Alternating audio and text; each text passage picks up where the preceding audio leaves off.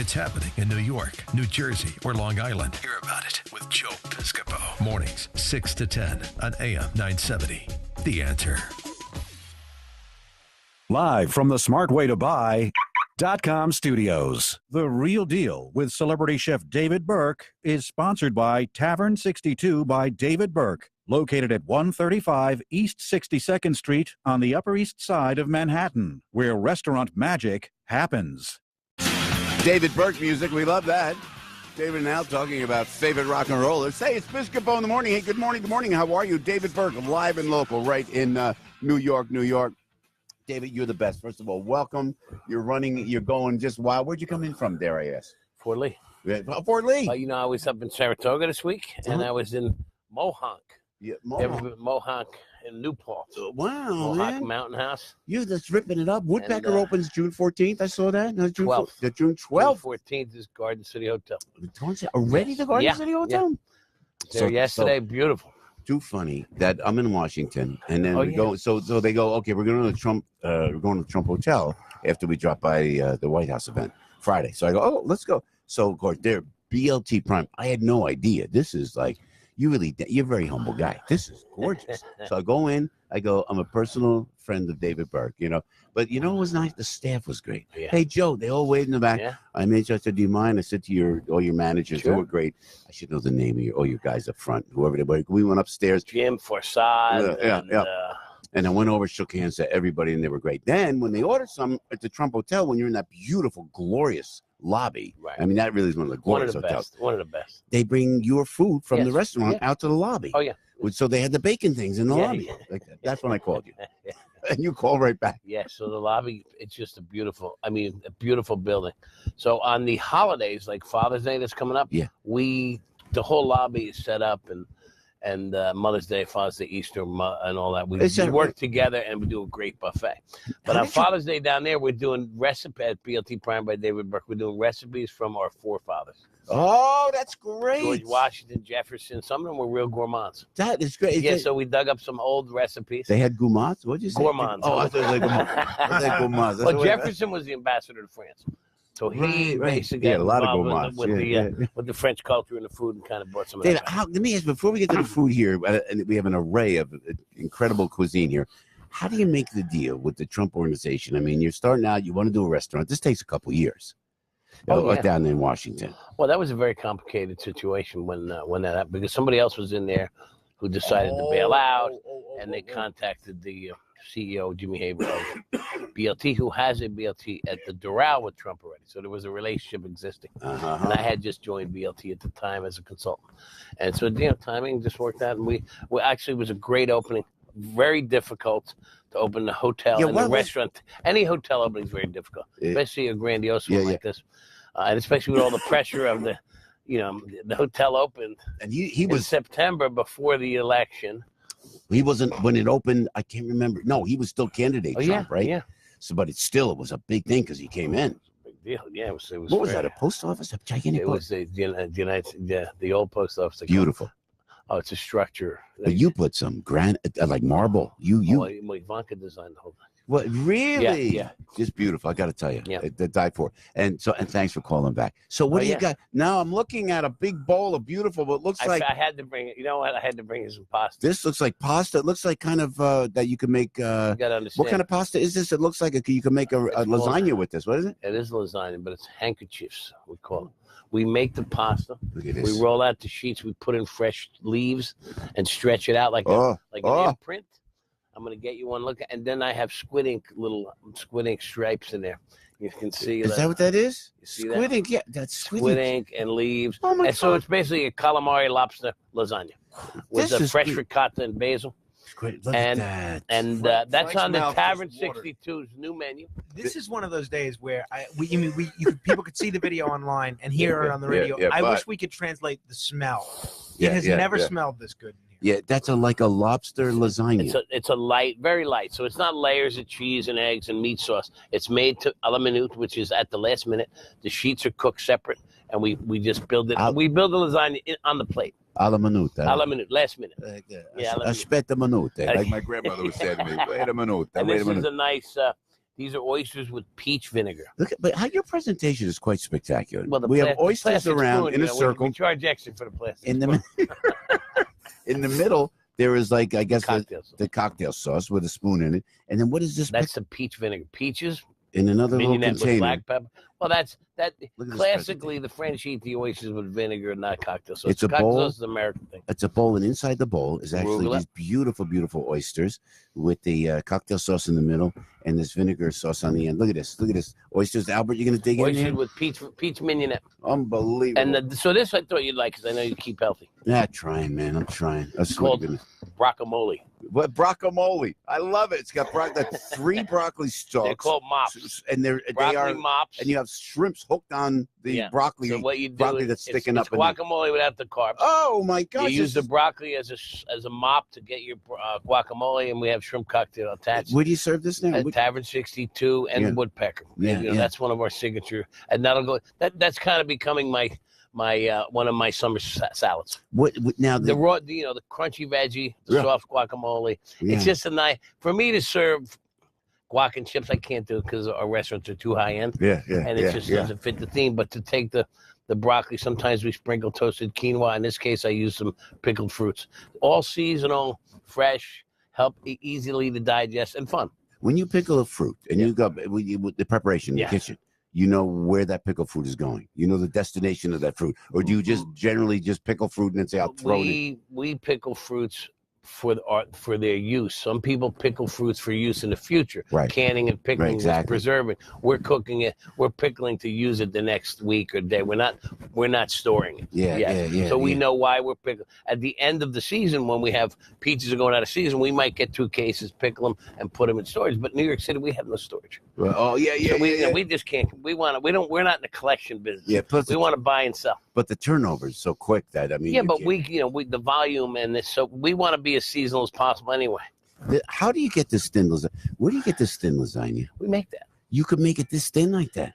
You make this pasta? We're a really heavy guy. You make with the a rolling pasta. Pin. We make everything. You hang everything. You hang the pasta. We don't and hang dry it. We hang it. We don't hang it like the old school. It's Board of Health. It's against. We can't do that anymore. No, you can't hang it like the old days. No, look, we made this. Look at this. Look at it. Now, David has a little container. See the leaves in a little rectangle container. See, that's and he's showing me the leaf, thin lasagna. And that's a chive. Look at the camera. So you have a flat, about a square of lasagna, very thin. Right. This is microscopically thin. I've never seen lasagna this thin. Yet there's lines in it. What are the lines now? We painted squid ink and basil, parsley, and chives. Are within that lasagna. It looks like wallpaper, right? You could sell this lasagna at the store, David. Oh yeah, that's what you're thinking of doing. Well, no, I don't. David Burke's lasagnas. I love it. If you had the time, where you could go now.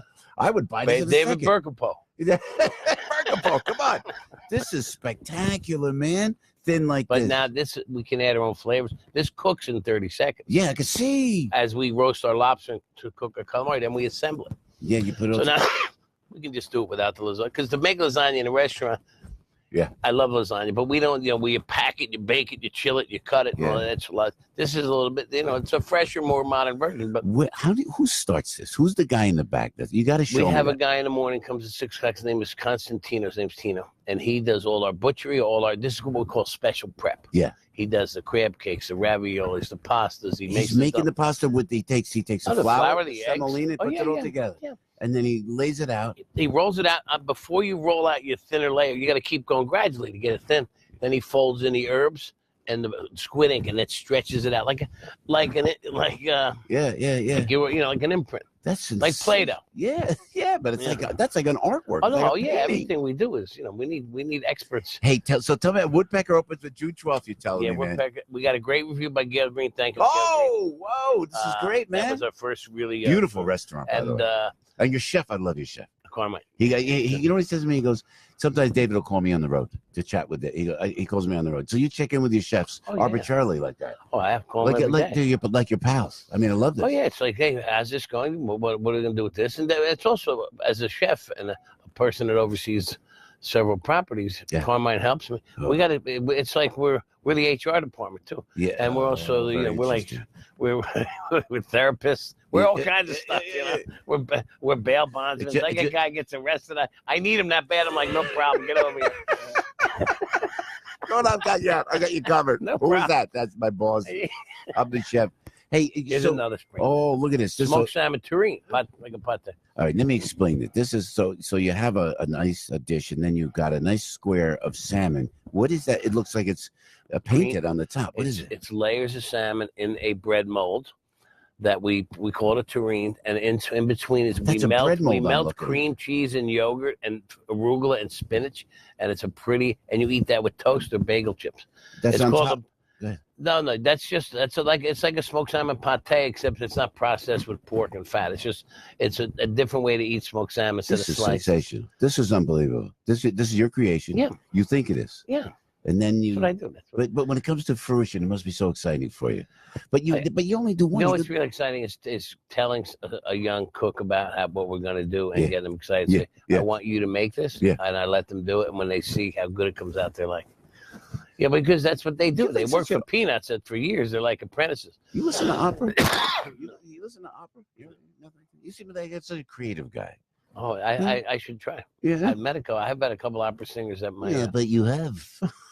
One sang for my mother 80th birthday. No, really? Down at Thrift. You seem like such a an opera guy. Well, just like you passionate to be creative. Right. You know what I'm saying? I've never heard that, but I'm gonna. You know what I mean? I'm gonna say thank you. I think it's common. It is. No, you're like an artist. You're like a performance artist with all this. Now look at this. Look at this. This is a beautiful. That's made out of salt. That plate, not a salt brick, but there's salt in that plate. See, I just bought those. Wait a minute. So this beautiful plate. I was just going to compliment you on. This isn't like Wayfair online or Walmart. No. This is like. It's a stone plate that's got salt folded in and that's baked in. Beautiful. I didn't know that when I bought it. I like it. It's a very heavy, nice plate. And what are these pork chops here? Lamb. Aged lamb chops. Try that. Lamb chops. A little sausage on the side. It's lamb sausage. And what is that underneath? Today's National Ketchup Day. Oh, that's me. That's me, man. I was gonna segue into that after you said you knew that. Hotel. What is that? So that's ketchup there. But what is that? This is a different kind of ketchup. This is called honey chup. Ooh. Honey ketchup. Oh, this is good, man. And what is that underneath there? That's like couscous right there, like with onion rings on the top. Yeah. Look at that. That looks sensational. That's another version of what's on our spring menu, and usually it's with a mint salad and herbs. Again, I'm doing 90 miles an hour down the FDR trying to get here. Those leaves are somewhere on the highway. Hey, officer, would you like a meal? Would you like a meal? I said, you look. I get pulled over. I'm in my white coat. I'm like, you look like a guy that likes to eat. That's the way to do it. Now, what would you do if you handed him the plate? Hey, Henry, would you like a little something? This was supposed to be a Joe show, but what do you got made out of pepper? Oh, look at this. Look at this. This looks like, what is this? I'm holding a plate of now. Gabardine, I guess you would call it. Gabatelli. Yeah, but and what did you put in there? It looks like you got. Well, it's not as green as it should be, but that looks asparagus, mushrooms, peas, and prosciutto. And then what do you make? Very simple summer dish. Olive oil. Olive oil? Yeah. Pecorino Romano, a little chili. Very simple. And this is sensational. I got to taste that. We got to taste You got to try that. What else? We got more stuff. David, I bought look this. At this. Well, you know what it is? With that smoked salmon tureen, we serve knishes. I made knish. Get out of here, man. This is a knish. So you put a knish with that. This is beautiful, man. So, but I wanted you to taste 3 ketchups I made for National Ketchup Day. One is ketchup comes from China, believe it or not. Of course, they make everything. Yeah, they were there first. Made in China. Wait, ketchup is made in China? It was in the 1600s. And then the Italians took it over in 1800s. I guess when they stole spaghetti, they took it. I'm a ketchup freak. Is it bad? I saw. No.